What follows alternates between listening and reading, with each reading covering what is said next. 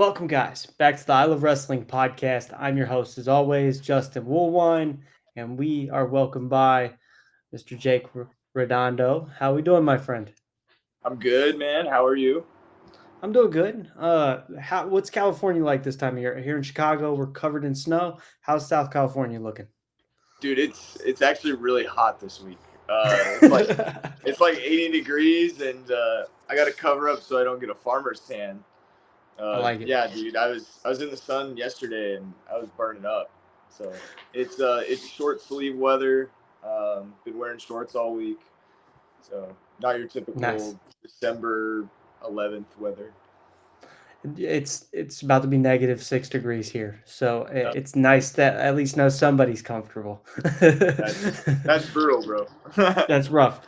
But before we dive into your wrestling journey, your wrestling career, your wrestling fandom, even, would you like to shout out your social medias and even upcoming events you got coming towards the end of the year and maybe even possibly the beginning of next year? Oh, sure. Yeah. My main social media platform is at Jacob Redondo on Instagram. Um, Everything goes through my Instagram, so you'll see my YouTube page on there. I have a link tree in my bio. It'll send you to my Facebook, my TikTok. I don't really post on Twitter. I kind of just go on there for news, and that's about it. As far as shows go, have some big ones locally down here coming up. January 18th is the biggest one I could think of so far. Ultracade for Primal Pro Wrestling. Uh, it's our biggest show of the year. It's our WrestleMania. Renting out a different venue for it should be really fun. And I'm going to be in the main event. So if you are local in San Diego and you want to catch an awesome wrestling show, definitely go to that one. Perfect. It's cool that Primal Pro starts the year off with the WrestleMania. It really sets the stage for Yeah. the year, I feel like. So that's cool that they do that. And I'm sure we'll talk plenty about Primal Pro. I found something very interesting though when I was going through your doing research on you and your career so far. You are a second generation superstar. Um, Yes. what was it like for you growing up with someone in the family being a part of the business? It was. I think it was unique in a sense of I never really had that moment where I can say that I like fell in love with wrestling. I would say that a lot of people have like a lot of guys that I know go back to a certain moment or a certain match. Um, I kind of just grew up watching it on TV as if it was normal, and I've loved it my entire life, from the day I was born to the till right now. Um, Okay. but yeah, it was awesome. Growing up in the business, knowing what to expect, the emotional roller coasters that come with professional wrestling. Um, Obviously, my dad was my favorite um, growing up. So yeah, in that sense, I would just say it was unique. What was your perspective when you would be able to go to, like, let's say you go to a show with your dad and maybe he's Yeah. wrestling? Like, what did that look like for you? Did you get to just go as a fan and watch, or did you get to go backstage and maybe meet some of the boys and know a little bit more into the behind the scenes part of it as a youngin? Well, a lot of times it was just my dad and I, because my parents Okay. split when I was young. So, um, as a little kid, I couldn't be like alone. So he'd bring me in the back, and I would always just have a chair next to him while he was getting ready for his match. So I got to hang out with the boys. A lot of them would take me off places, and they'd, they'd pick on me and mess with me. So I kind of felt like I was part of the family at whatever show I went to. And then once the show started, I went out and watched like a fan, and cheered for the guys I liked and booed the guys I didn't like.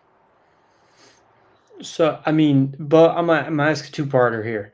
Mm-hmm. Usually I ask who your favorites are. So, who was your favorites on TV? And then who are some of the favorites that you had locally that you got to experience next to your dad? So on TV, growing up, when I was like a little kid, my favorite wrestler was Jeff Hardy, and I Of don't course. think I'm like the only one like my age. that loved Jeff Absolutely Hardy. not. I don't even really know exactly what it was that I liked that much, but dude, he captivated me. So we even had a dog. We named him Hardy. Um, I used to cut my grandma's socks up and put them on my arms, and yeah, he was by far my favorite. As far as locally, I would say, obviously my dad was my favorite. Um, my dad's tag team partner Adam Pierce at the time actually was Oof, he was definitely my favorite, I would say, and that was like back in his prime when he was like NWA champion, like multiple times. Um, yeah, he was my favorite, even though he was the bad guy. I mean, he teamed with my dad, so like I had a liking to the bad guys. what's it like, now for you to maybe tune into Monday Night Raw and see somebody like Adam Pearce on TV that you kind of grew up around? Well, it's cool, but it's also motivating because it makes you feel like you have a chance. Hmm. Because I mean, he was doing shows with my dad that had like I'd say an average of like 200 people, and now I mean, he's technically on WrestleManias, he's going overseas, like it's motivating, um, to see another guy, for example, Dom Mysterio, he trained a lot at Primal Pro Wrestling. Okay. That's actually pretty much where he started, and I was at Petco Park for Survivor Series as a spectator, and just like feeling his aura in the building, and it's like it's almost hard to focus, like watching the show. It's hard to enjoy the show because it's like I go off in a completely different uh, area of my mind where I'm just daydreaming of like when this is going to be me. And I think about it every day, like when I wake up and I go to the gym or I go to training. Um, but that's how I approach my days, is just thinking of guys like that who have set the standard of making it. I like how you said you use it as motivation because you hear often that sometimes it can make people like it can discourage people because it's Right. like some guys might have the mentality of I don't want to say all guys have the mentality of this, but like a why not me scenario. So it's Mhm. cool that you have that as a motivation. You've seen these guys, whether as a child or maybe you was around them when they trained, and now they've made it to this level, and you knowing, hey, that they paved the path for maybe me to get there. So now I just got to walk that road. Right. Yeah, I Um, mean, I think there's a lot of guys. You talk about the why not me, and everyone experiences it to some point. yeah. But at the end of the day, it's just I'm not like a big luck guy, but there is a lot of luck in wrestling.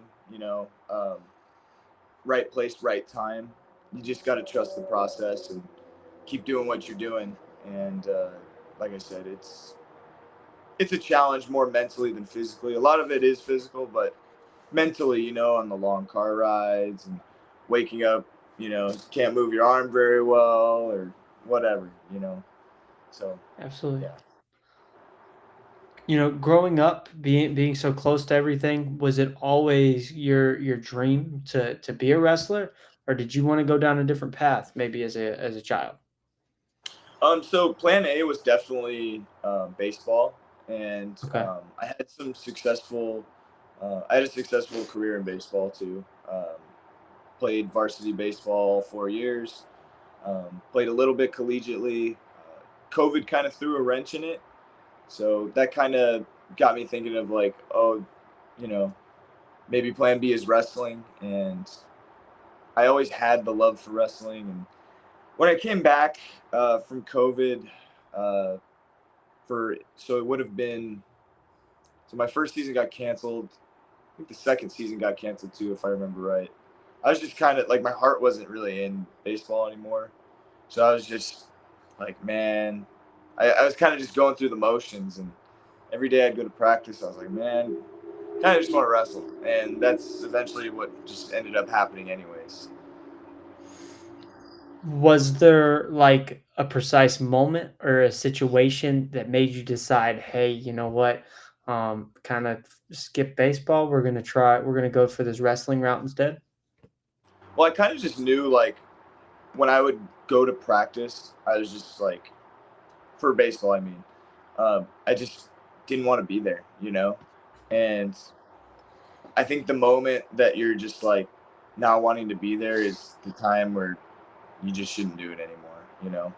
Absolutely. It's on the back burner. It was a chapter in my life that was awesome. Like I said, I had pretty good success with baseball. Broke records at my high school that were held by really good players, MLB Hall of Famers. But I don't think at the end of the day, I don't think it was the plan for me. You know, um, I wanted to do something bigger in my life. I wasn't getting that sense of like dopamine, I guess you would say, through baseball that I get every single time I wrestle. And I think at the end of the day, I was born a performer, and I am definitely doing the right thing now. What was your family's reaction when you told them you wanted to pursue wrestling? Um, no one wanted me to do it.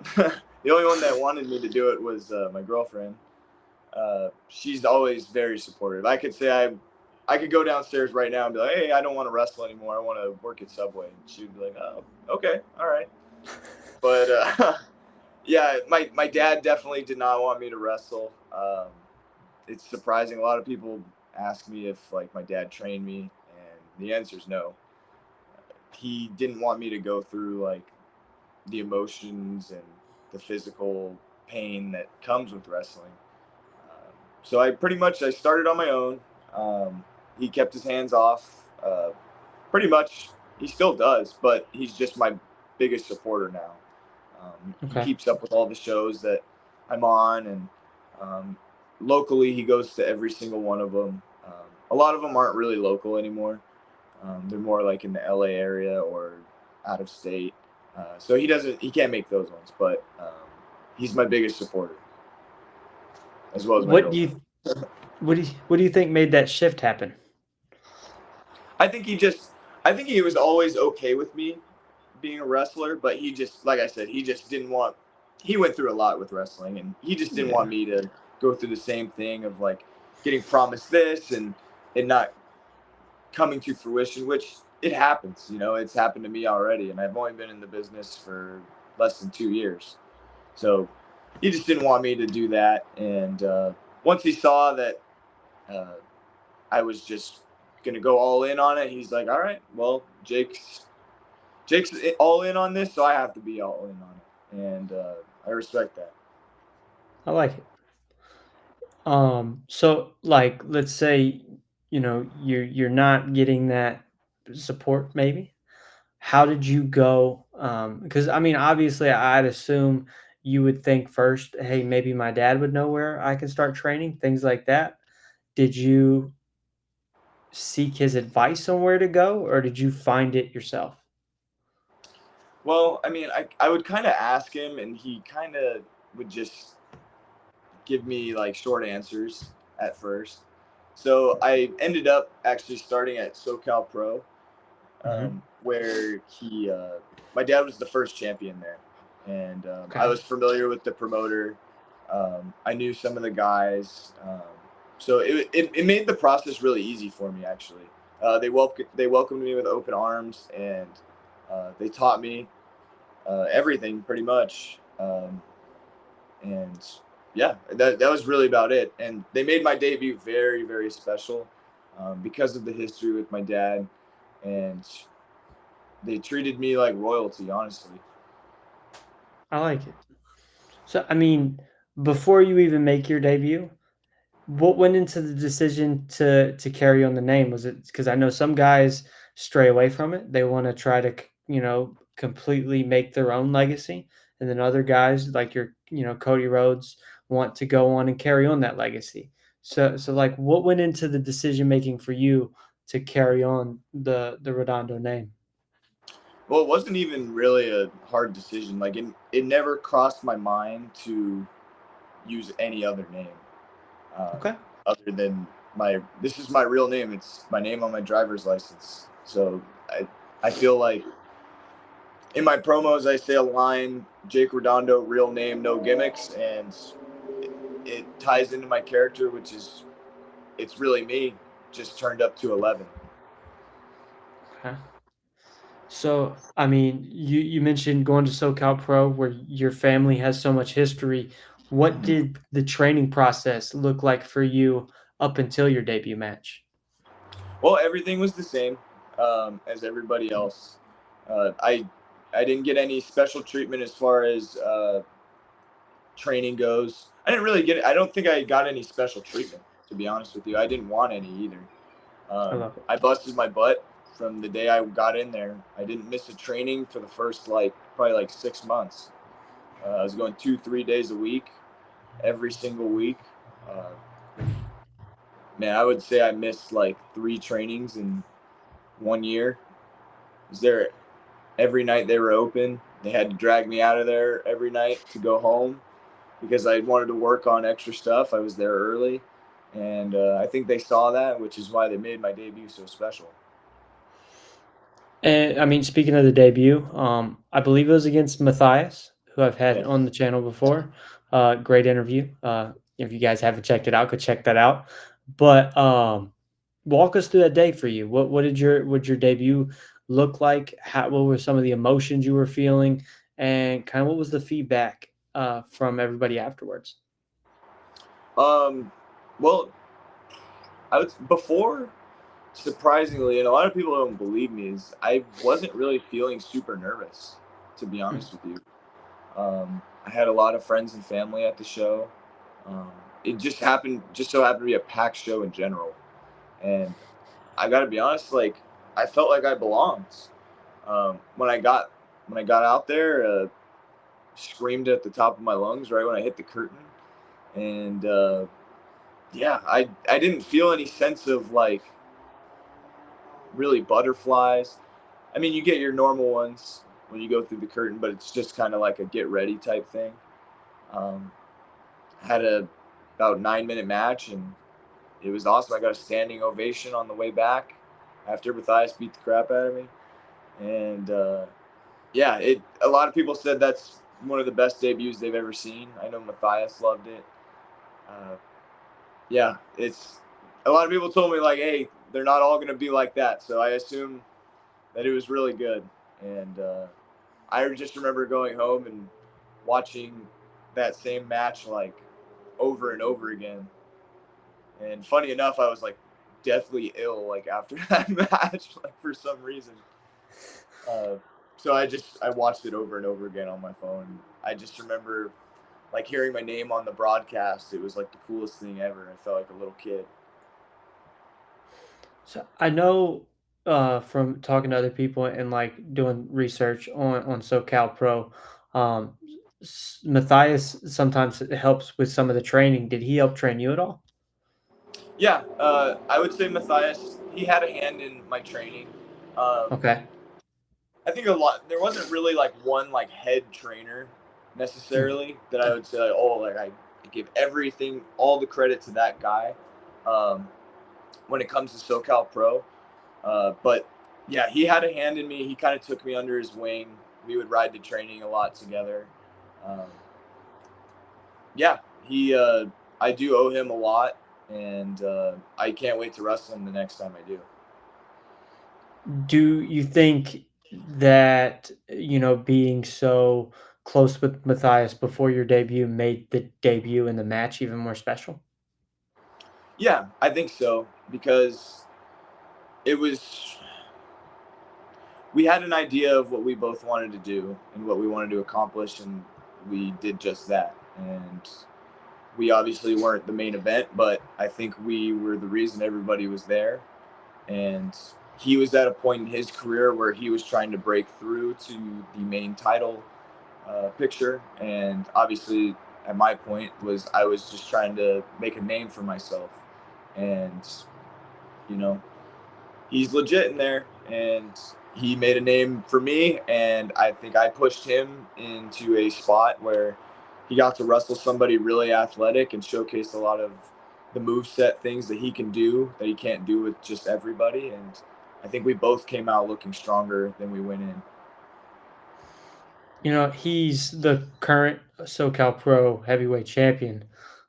Is that something that you have your eye on? Oh, definitely. I daydream about winning the SoCal Pro Heavyweight Championship all the time, and the main reason is because my dad was the first champion. And now, when I go to a lot of promotions, I don't really care to, you know, to win that belt like right away. I'm like, I just want to get on the card.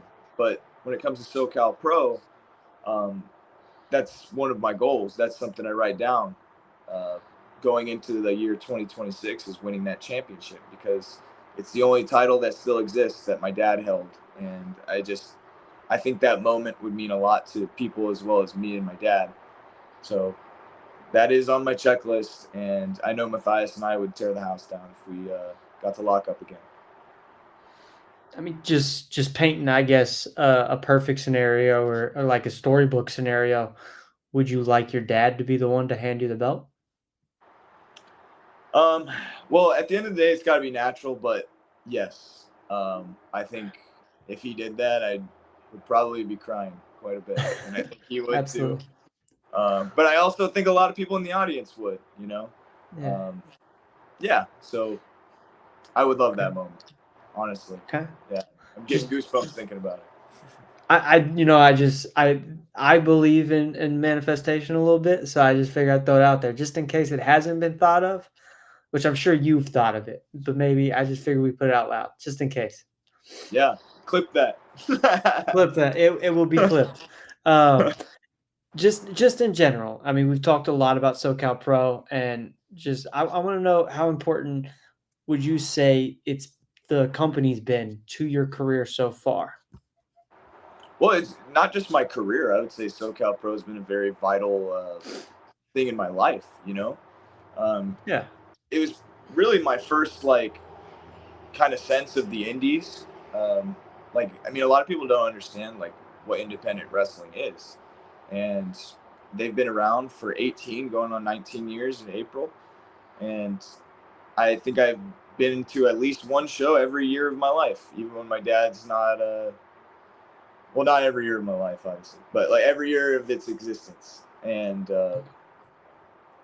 being able to watch my dad wrestle is they're core memories that I'll never forget. Seeing him win that championship, I'll remember that the rest of my life. I remember this awesome cage match he had, and teaming up with Adam Pierce. Like, these are things that like I'd go to school and tell my friends, and they're like, "Yeah, right." But like, dude, that's stuff I got to see like almost every weekend, and I have no one to thank but SoCal Pro for that. And what did it mean for you, I guess, then to be able to become SoCal Pro Golden State champion? That was really big because it was to cap off a feud that I had with a wrestler named Joey Lancaster, who's very talented. Um, we had about a year long storyline, and Hmm. we got to main event for that title. A lot of people consider it to be a mid card title, whatever that means, but we brought it to the main event scene, and we tore the house down. Uh, yeah, man, it was my first championship win, and like I said, I'll remember that for the rest of my life, and just one of my favorite matches so far. Do you have a favorite defense of the championship? Of the Golden State, I'll be honest with you, I didn't hold it very long. Fair um, enough. I I did wrestle Matthias in a champion versus champion match, Mm, which just shows like what we were able to do for that title. A yeah. lot of people consider it to be like a mid card title, but like it was in the main event two times in 2 out of the 3 months that I was involved with it, Okay. and or held it per se, I guess. And yeah, I mean, I think we made it a very legit title that a lot of people um, really respect and look upon as something big, which I don't know if it was necessarily um, the case before we started feuding for it. What uh what went into the process, or when did Primal Pro Wrestling come into the picture, I should say? So Primal came into play because I just live a lot closer to Primal, and that's really the only reason. Um, Okay. so Primal is about 5 minutes away from my house. Um, it Nice. was it was a new challenge. They were just kind of starting out. They had like one show without me, and then ever since I've been on there, I came in as a nobody. I became the champion in about 8 or 9 months. I just lost it recently. Um, but yeah, I think Primal's growing just as fast, very fast actually for it being like 1 years old, and it's a baby and it's gonna explode at some point. What did it look like for you climbing up the card and making your way through the ranks of Primal Pro? Well, I was just thinking about this in the morning actually, and I'm glad you asked because I think there was always that sense of nepotism when I was at SoCal Pro. I'm still at SoCal Pro, but like there was always that sense of, hey, he's a nepo baby. He's in the title picture for the Golden State because his dad was here, or he's getting this great debut instead of being in a battle royal because his dad was here. When in reality, it was just me putting in the work, me not missing training, me having good gear, uh, posting on social media, all of the above. And when I went to Primal, I was the guy that came in to make people look good. And then I kept doing my job and kept doing my job. And then I was given higher tasks and I accomplished those. And I kept doing my job and doing my job.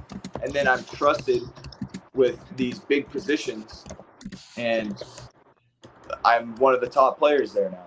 And I'm very happy. And I'm glad because it was something that I had to prove almost like locally that, hey, I'm not just some nepo baby. I'm a guy that's going to come in and make your show better.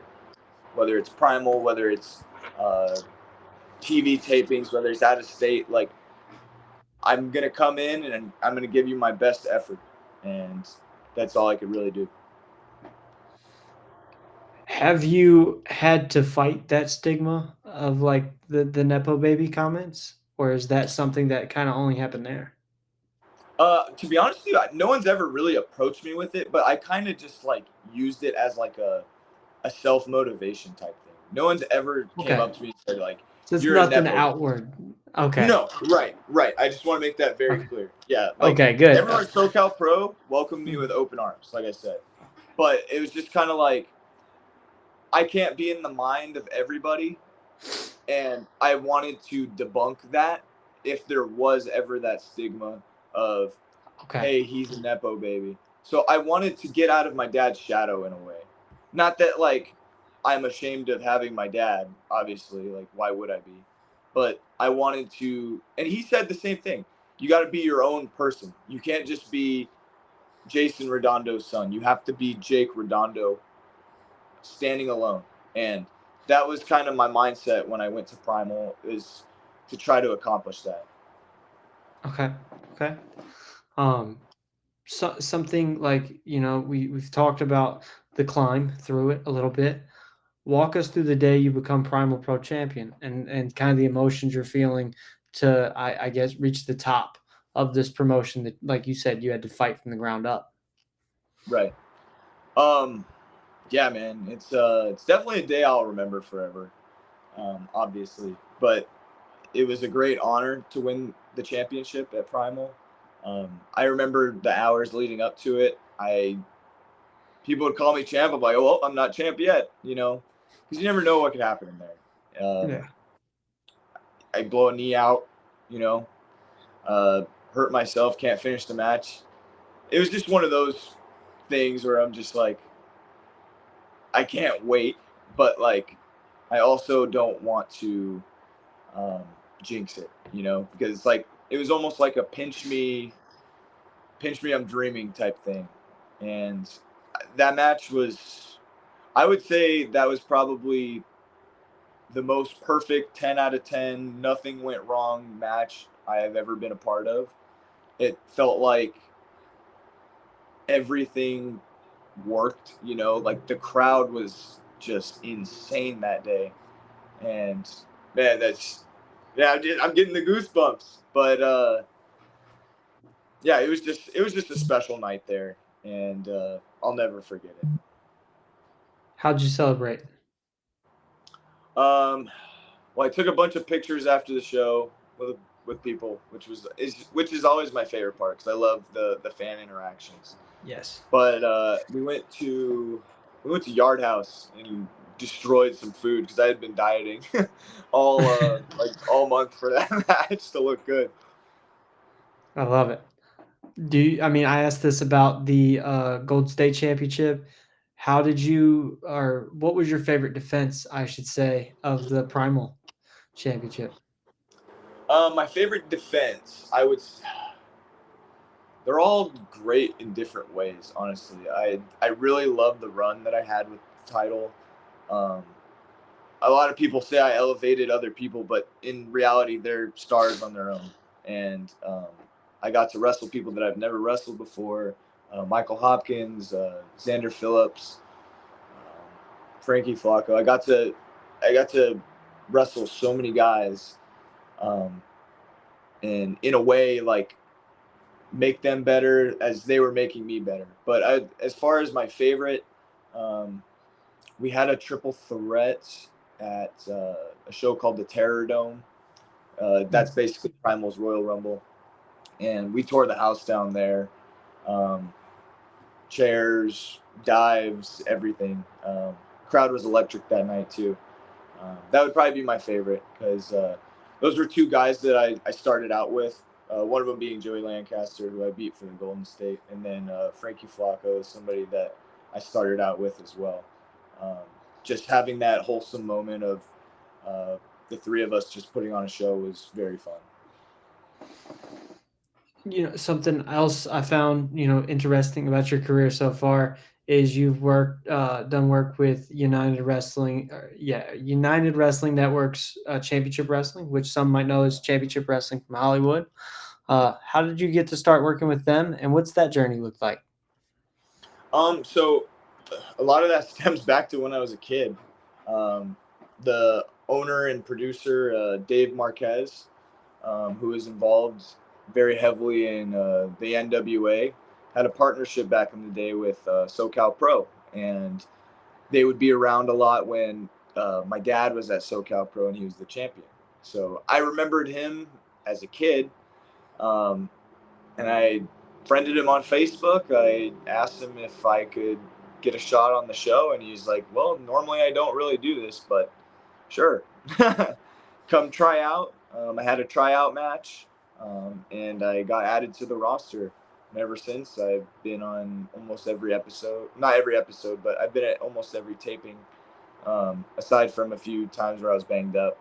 Um, for this entire last season, I got to wrestle for their other branch in New York twice, Gotham Wrestling. Um, Hmm. Very fun time. Can't wait to go back. And we got some more stuff in the works too in other places. How different is it working with a company like them as opposed to maybe your normal independent promotion? Well, for TV, as I've grown in wrestling, I try to merge the styles Hmm. with a leaning on the TV style.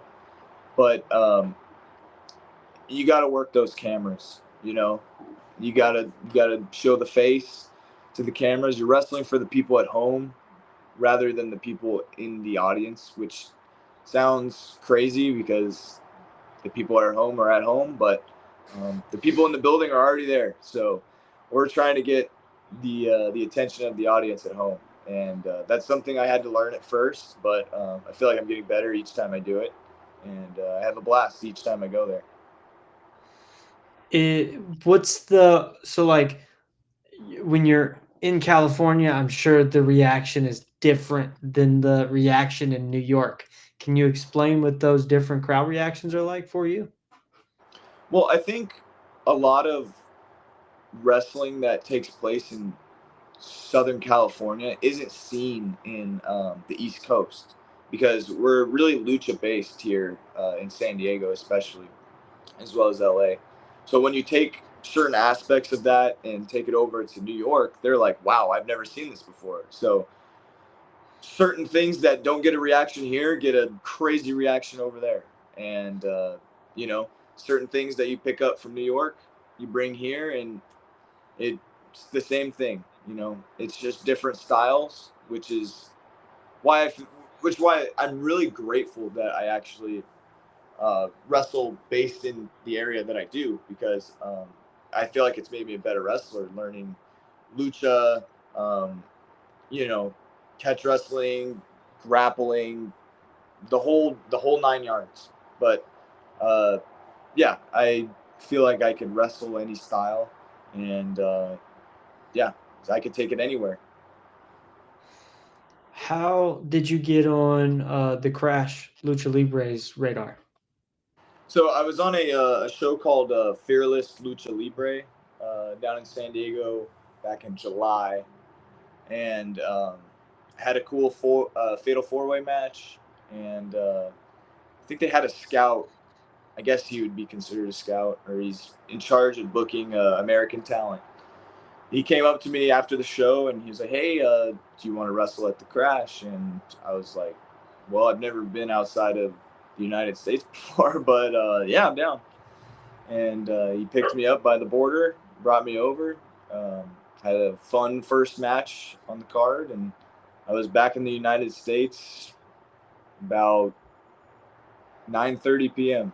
So So it was a get there, do the match, and then go right back kind of thing. yeah, yeah, um, Okay. not like I wasn't really planning on it. It just kind of happened that way. But I had a blast over there, and I look forward to the day I get to go back.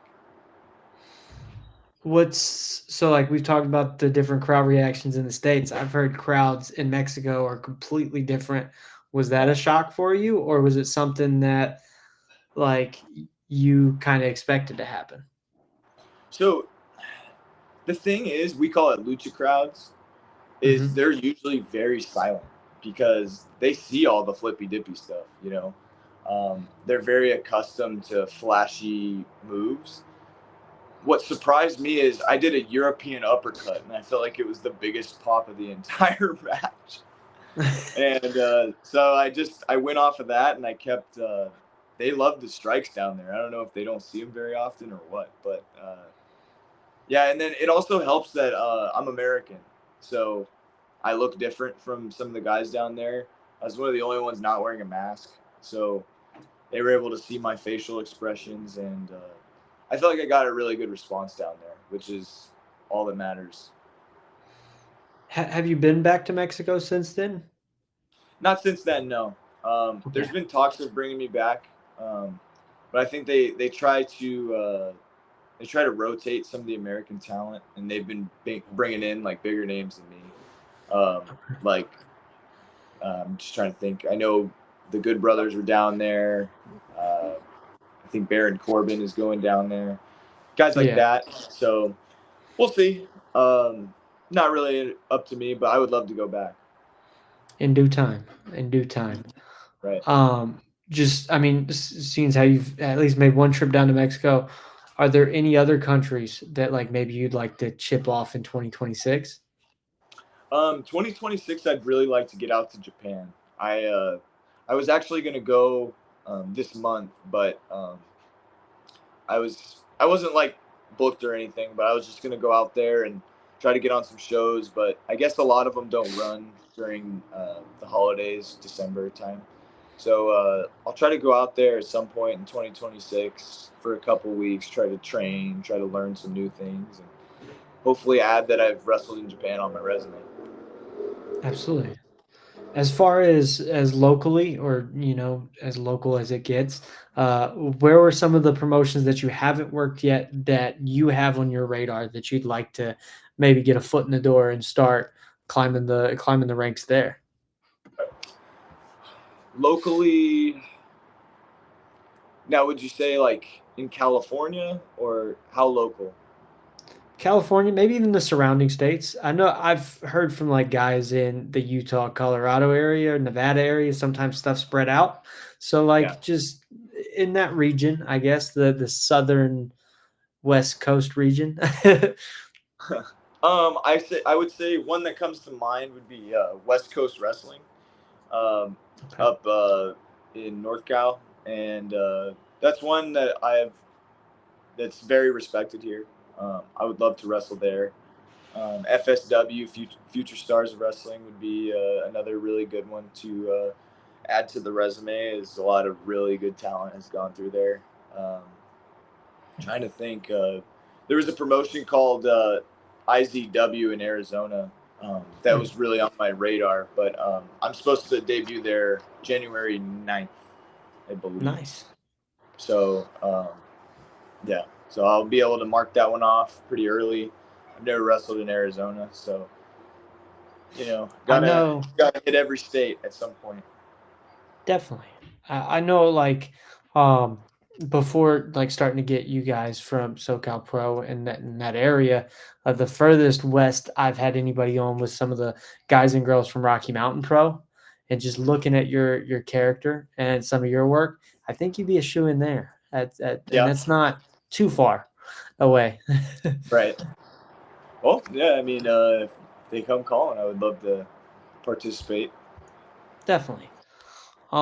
Just some the next couple questions are just some general questions, just to get a feel for what you like about your career and things like that. What match or moment would you say you are most proud of so far in your career? Well, we talked about when I won the Primal Pro Heavyweight Championship. That meant a lot to me, like I said, because I went into Primal pretty much as a nobody, didn't really know anybody there, and I had a challenge in my mind.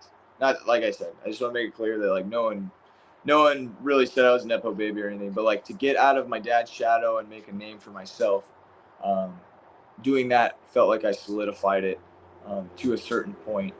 Um, Another one would be when I got to tag with my dad. That was another. I've done that 3 times, but I remember the first time was like I couldn't feel my legs. Like it was not that I was like nervous, but it was like so electric in the building. I was like, damn. There was like 600 or 700 people at the show.